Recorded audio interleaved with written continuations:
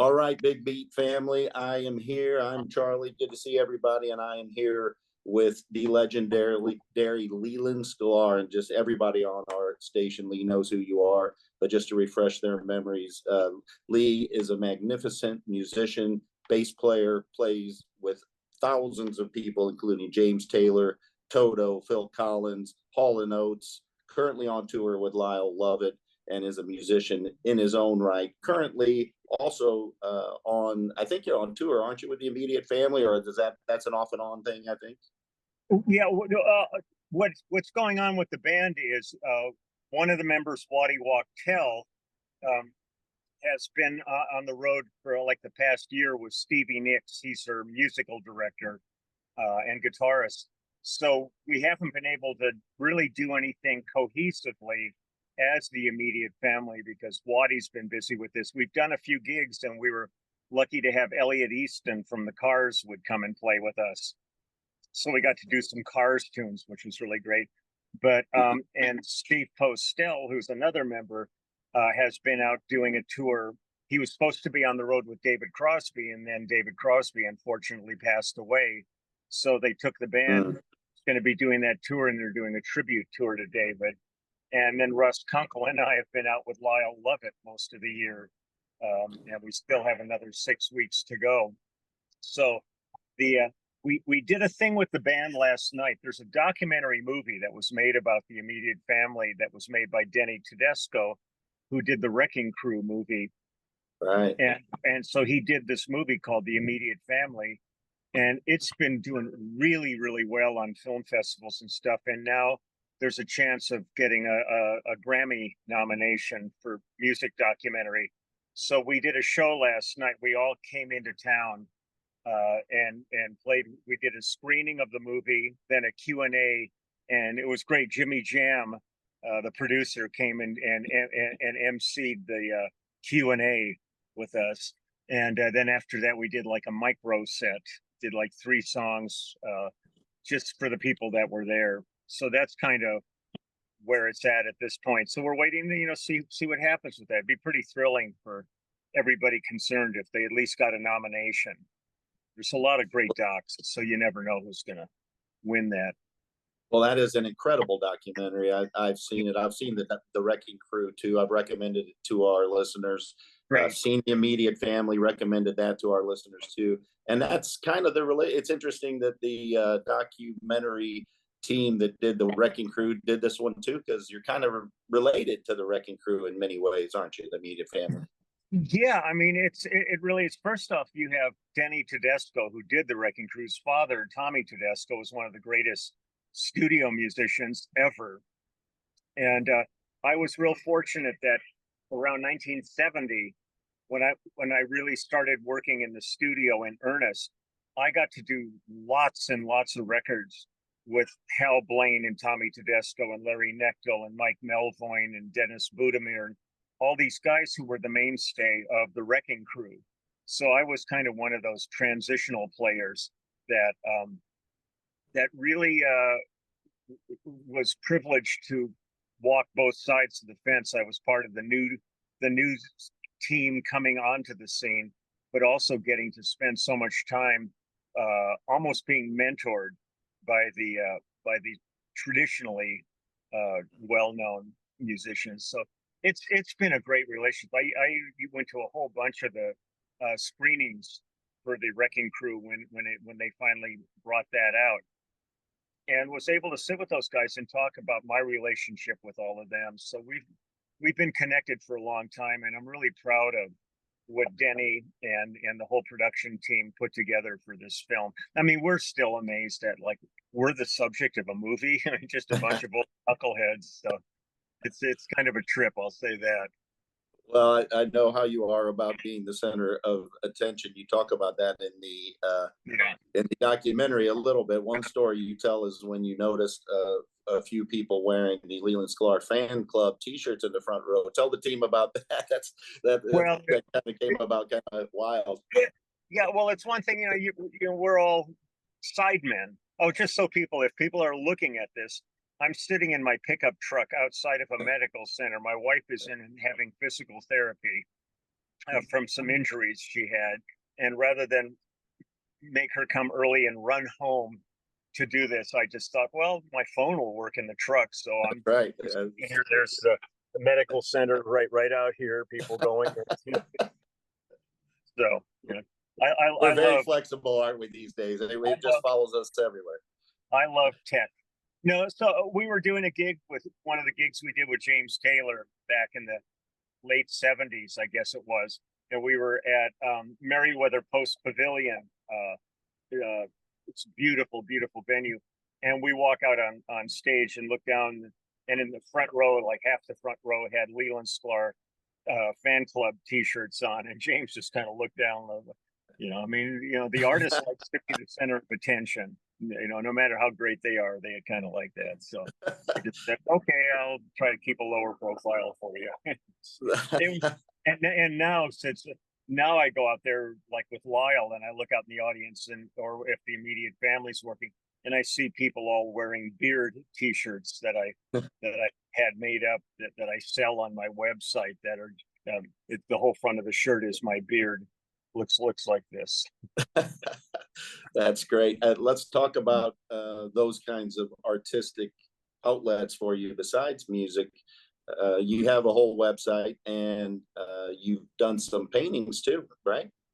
Well, when I was in college, I started as a music major when I went to college, and I spent the first 2 years in college in the music department, and decided I just did not like it.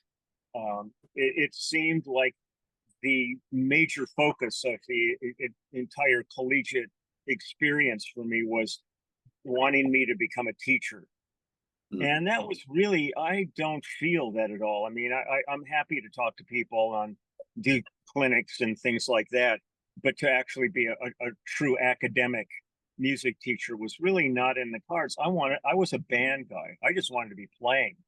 And so I went up to the administration building, and I took a battery of aptitude tests, and it came up that my highest aptitude was in science and art.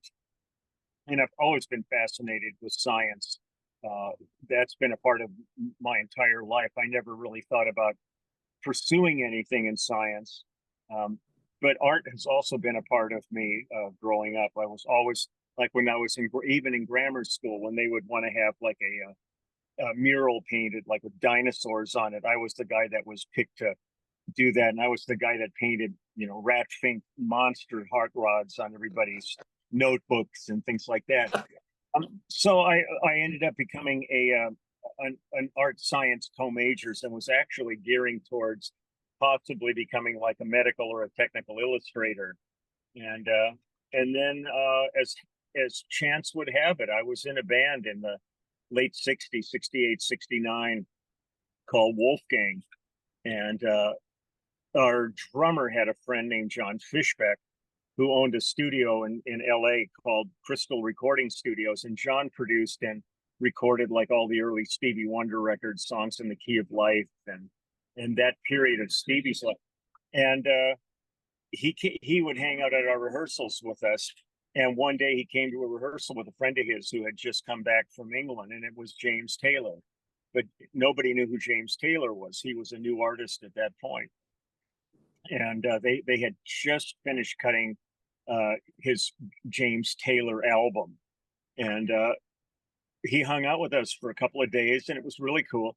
Then James ended up getting offered a gig at the Troubadour, and the band that had cut that album was Russ Kunkel on drums and Danny Korchmar on guitar and Carole King on piano. I believe Bobby West may have played bass on that one. And they wanted to put together the band that had played on the record, but it turns out they needed a bass player, and James called his producer and manager, Peter Asher, and said, "I found the bass player of my dreams." And then he remembered me from this couple of days of hanging out with our band, and they tracked me down, and I went and played the Troubadour with them on this gig. And we kind of assumed, well, that would be it, just play this gig, it'd be fun. Well, it was huge. And the next thing you know, he got offered a major tour, and they said, "Do you want to do the tour?" and I'm kind of sitting in my fifth year of college and everything, and I just went, sure, and I left and never told anybody, and never graduated. I just somewhere I've got about 260 credits sitting in a microfiche uh, folder somewhere. So it's just weird. I mean, that's the thing is I always tell people when I do clinics or any of those kind of situations, a master class, I just always try to say, never say no. If you get asked to do something, even if it doesn't feel like the ideal thing, you never know when you show up to do something. It may not be great. You may not really enjoy the artist or whatever, but you might meet somebody in a band, in the band who you connect with, and that could change your entire life. I mean, had James not come to our rehearsal, I would have probably still, gone through college and been in a completely other profession, and always being in a band. I was a band guy always, and that would have never changed.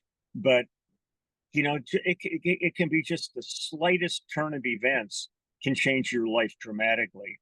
And so I always say to people, and then say yes. The worst that happens is if it sucks, if they call you again, you say no.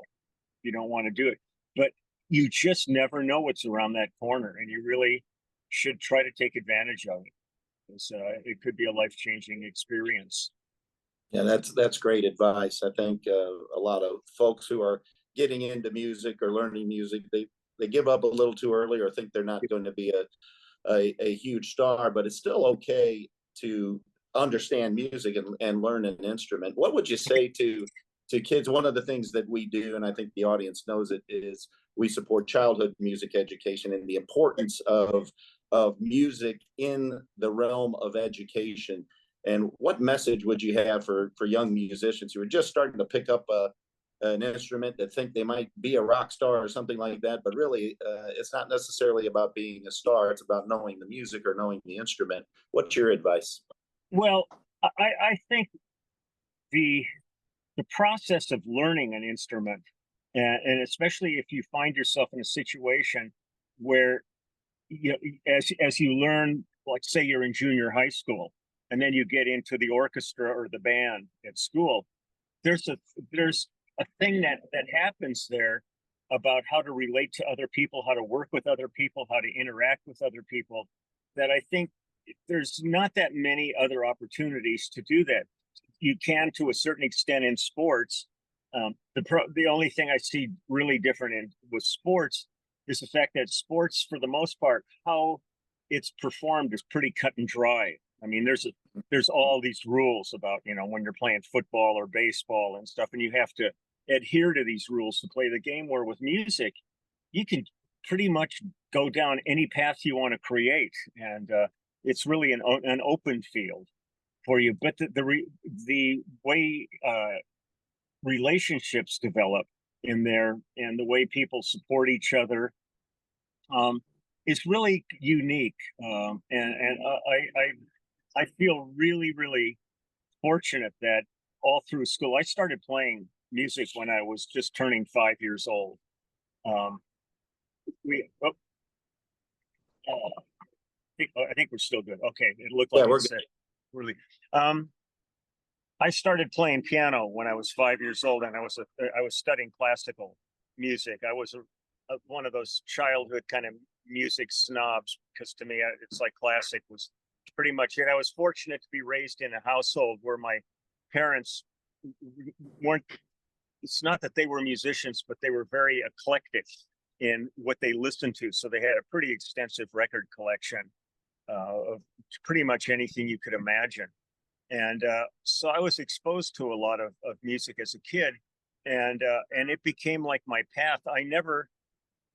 It's one of those things you never think this could actually be a profession, because everybody, as you're growing up, kind of looks at you like, when are you going to get serious? Because you're playing music, you're goofing around, and it's hard for them to really comprehend that this actually can be a career. And so I was lucky. I had a really supportive family, and I studied all through school and had a lot of good foundation. But by the time I was 12 years old, I was kind of burned out with piano. I was sort of, to an extent, I was sort of the proverbial child prodigy, where I got it really fast, and I won some awards from the Hollywood Bowl Association when I was like 8 years old, and got to meet Eugene Normandy, the conductor of the Philadelphia Orchestra. And I was doing a lot of recitals, and I was pretty toast by that point. When I got into junior high school, I kind of assumed I'd be the piano player. You know, that it was that whole kind of way you're geared up. And the music teacher said, "Look, at 50 kids are playing piano. We need a string bass player." And they had an old K upright in the back room, and he pulled it out and showed me how to hold it. And I plucked one note and felt the vibration of that, and I just went, "Let's do it." And I never looked back. You know, I really fell in love with bass. I love the psychology of it. I love the responsibility of it. I love where it sits as this kind of a liaison between the rhythm section and the melodic section of the band. You can subtly really redirect music just by the placement of a bass note, and and then meeting James. The other pivotal thing for me was that when I met James and started recording with him, I think One Man Dog was the first album I did with James. Peter Asher, who was producing him, ended up insisting that all of our names appear on the back of the album. And that was unheard of. That was the first, right? That was the very first time. The crew never got credit on the albums that they played on. So when people were listening to the Mamas and the Papas and the Beach Boys and Jan and Dean and Frank Sinatra, they had no idea it was the same bunch of musicians in the studio doing all those things. But suddenly we were kind of honored by having our names on it. And it was the beginning of that singer-songwriter movement of the beginning of the 1970s that really did change the scene, the kind of the face of music dramatically at that point. So when the labels were all hunting down singer-songwriters, they would look at James's album primarily at that point, because James was really at the forefront of this whole new movement. And they would see me and Russ Kunkel and Danny Korchmar and all our names on the thing, and they'd say, "Well, I mean, if those guys are good enough for James Taylor, let's see if we can get him for our project." And literally, I mean, I went from having absolutely no studio experience. The only time I'd ever been in a studio was when our band Wolfgang went in the studio for a day and cut some demos. That was my entire music experience in the studio. And the next thing I knew, I was like one of the first call guys in town and working, 3-4 sessions a day, 6 days a week. So we were we were learning on the job. And, knock on wood, I mean, this is one of the things too, where I encourage people really to hone their craft, because we were fortunate that an opportunity came along because of James and Peter. But had we not had the chops, had we not had the skills, it might have been somebody would hire you once and go, "Oh, this guy's kind of suck," and you might never have worked again. But we were all fortunate that we were really worked so hard at our craft that when the opportunity came, we went in and kicked butt. Yeah. So it was because people a lot of times will say, "Man, you guys were so lucky." And I go, "No, we were fortunate, but we weren't lucky." I mean, I spent from 5 years old on studying my craft. So, it was one of those things that it was very fortunate that an opportunity came along that was really a profoundly powerful opportunity, because had James not been James, had he just been another guy that, I might have no, it could have been nothing, but here's this guy who suddenly is changing the face of music. And I was fortunate enough to be there and meet him, and he remembered me. And next thing I know, we're working together, and we were together for 20 solid years together. Wow. That is amazing. And I think what the audience, especially the students, would take from that is use your downtime to hone your craft, never say no, and take every opportunity to put it to work. It takes work and a little bit of luck and the right opportunity, and it'll come, Yeah. And another aspect of that is it also depends what you want to do in music. I mean, I ended up falling in basically to the world of studio work. Now, I was fortunate that having come from a background on piano, I was a really strong reader. So once the opportunity to start doing studio work came along, I had the opportunity to, when people realized that I was a good reader, suddenly I was doing TV shows and movies and jingles and dates that required reading, where still a lot of players I know can't. I mean, I look at one of my favorite bass players in the world is Pino Palladino, and Pino kind of almost, he always says, I can't read music. He's got a great ear, but I go, it's not that hard a thing to do.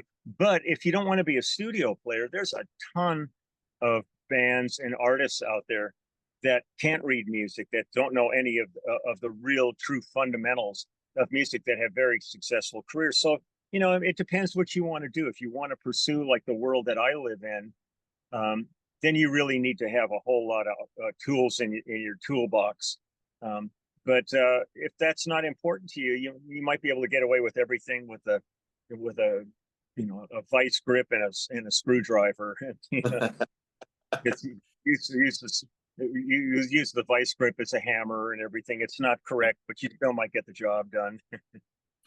Yeah, those are great ways to look at it. Now, we on our station, we focus around the genre of 70s rock, but we play a little bit of everything.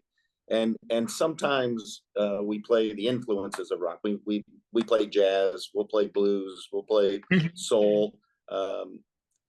Most of our audience loves that. Sometimes we get pushback on it because of the focus on a certain genre. But how would you define, your catalog is vast and very varied widely. How would you define a good song? Well, I think that's kind of like peeling an onion, or eating an artichoke. You keep working through it and there's more layers of it. I mean, certainly it's great if you're working on a lyrical song, to have a song that has some meaning to it and isn't just sort of random words that somebody's thrown up, but actually, I was blessed in those early days to work with like James Taylor and Jackson Brown and all these great writers who their lyrical content is so poignant. So for me, to be truly satisfying, it would be nice to have a lyric that tells a story that can connect with you on a certain level. Certainly, the caliber of musicians expressing that music is important. I mean, you can have the greatest idea in the world, but if the guys or gals can't play it, it's just not going to happen. So all these things come together. I just finished doing, I was just down in Nashville working with Reba McEntire. And the first song we were cutting, it was great because they're still cutting old school down there. There was like 7 of us in the band on the session. Nice. That's good to know. That's good to know that.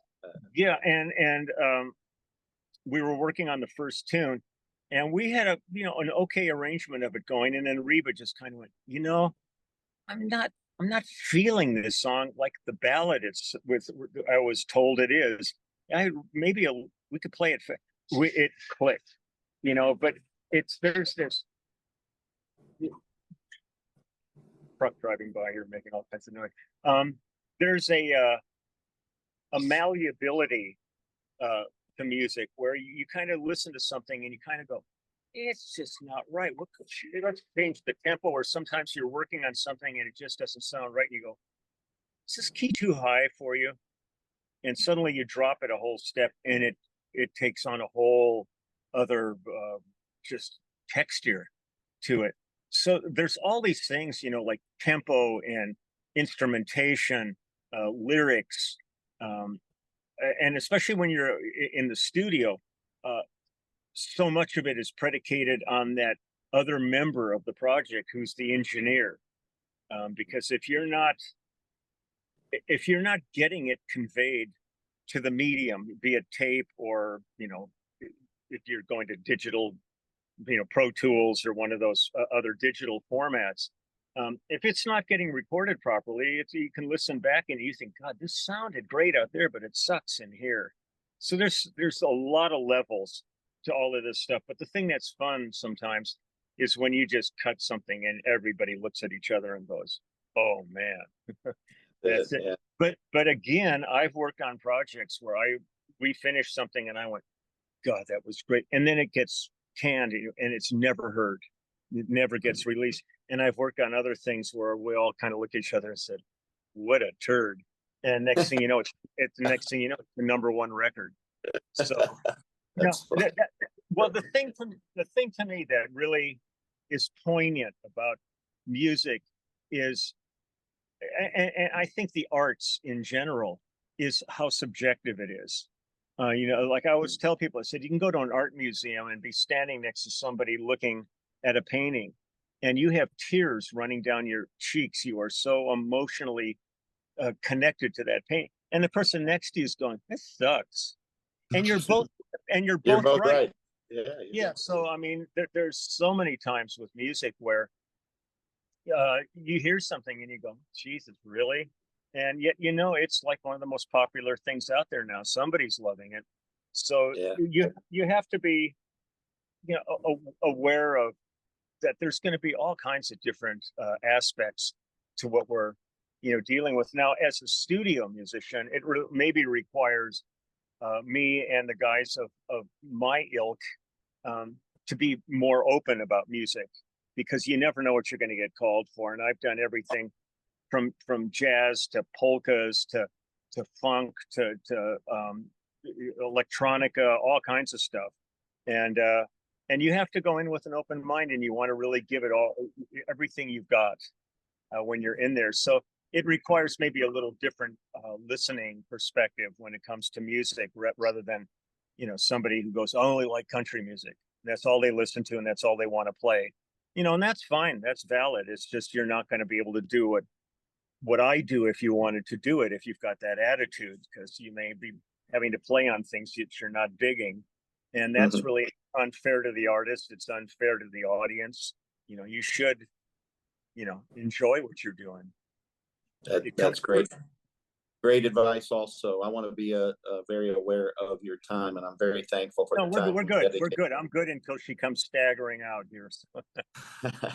I appreciate it. So let's talk about the future. You've got a few more weeks with Lyle, right? Yeah, we've got a couple of gigs. We've got a festival we're playing in Lexington, Kentucky, on I think the 18th of next month of September. And then we go up to Chicago to do something. And then we're off a couple of days. And then I think the 27th, we actually start the second leg of the tour, and we'll be out until early November. And most of that is down through Texas. And we're playing a couple of nights at Tipitina's in New Orleans. And we're down. Oh, neat. That's where I'm at right now, New Orleans. Okay, well, we're going to be down there, I think, the 8th and 9th of October. And I think I'll pick you up in Dallas. I live in Dallas, so I'll pick you up there. Oh, cool. But it's there's a bunch of crazy stuff going on. I was just in the studio. We're finishing up a new album with Barbara Streisand. I'm doing a heavy metal video with an Italian artist named Alessandro Del Vecchio from Italy, and I did his album remotely while I was on the road with Lyle. He was sending me tracks, and I was doing all the bass parts in my hotel room. And he said, "Look, I'm coming to LA. You want to be in my video?" So I said, "Yeah, let's go."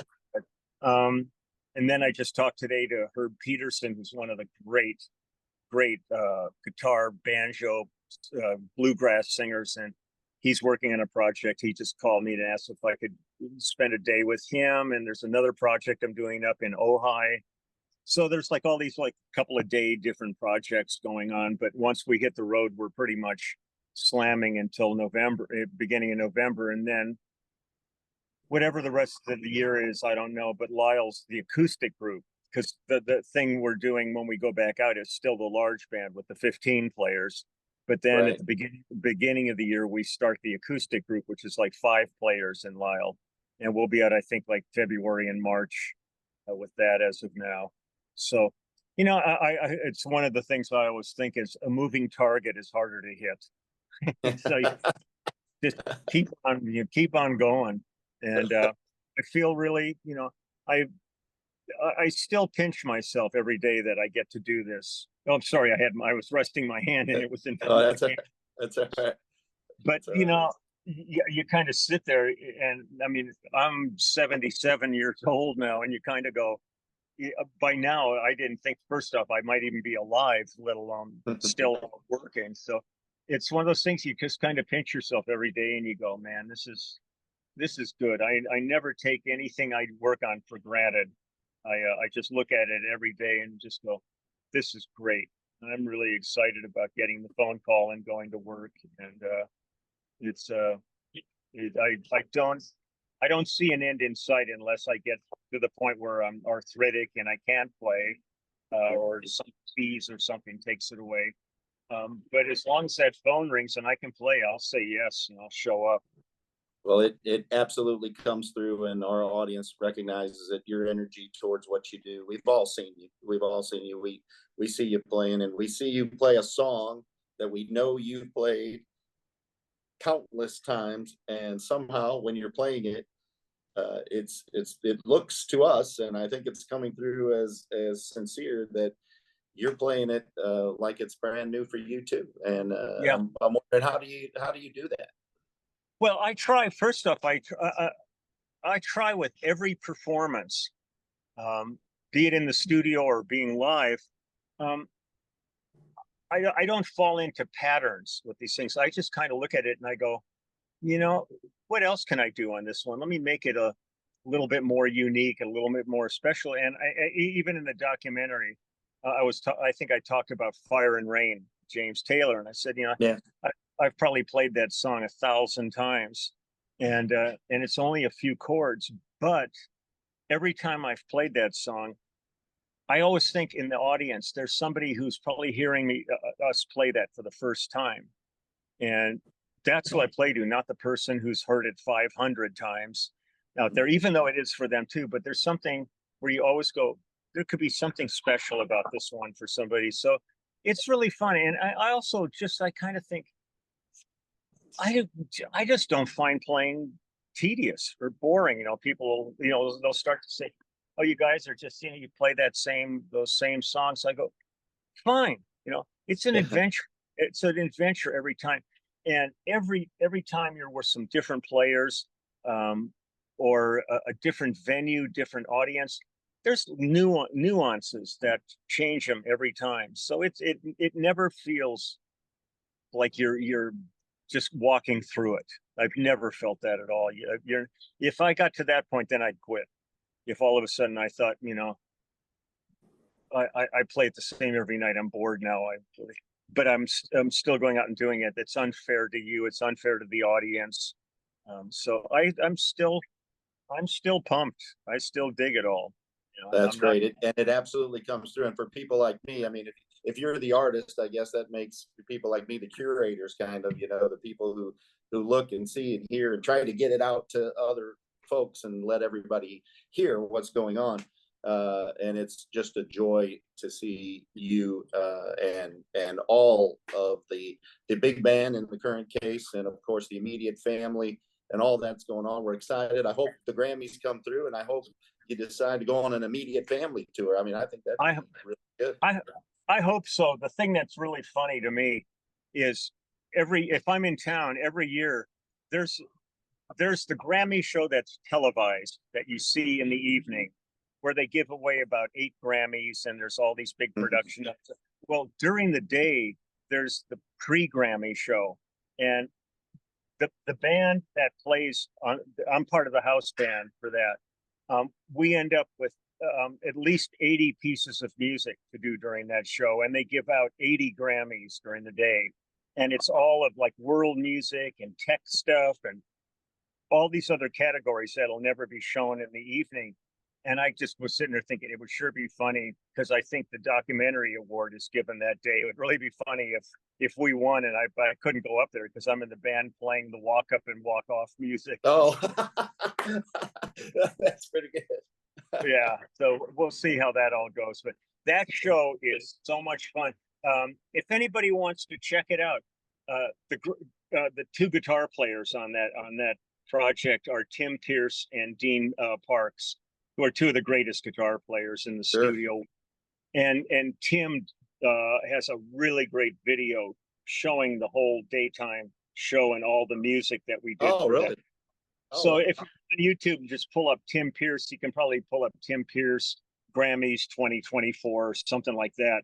But it's really worth watching. I mean, we had this huge production number with Kirk Franklin and all his singers, and and Larkin Poe and all these different people, were performing at the thing. Sheila E.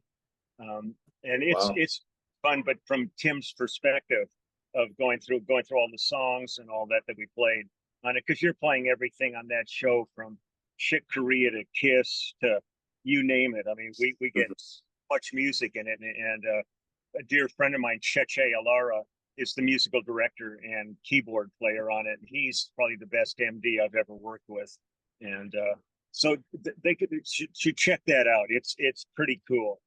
And check out your own YouTube channel too, right? You're out there all the time. Yeah, no, I'm up, I've got about 1,750 videos up at Mhm. this point on there. Yeah, great. They're great. All Yeah, right. Well, I appreciate your time.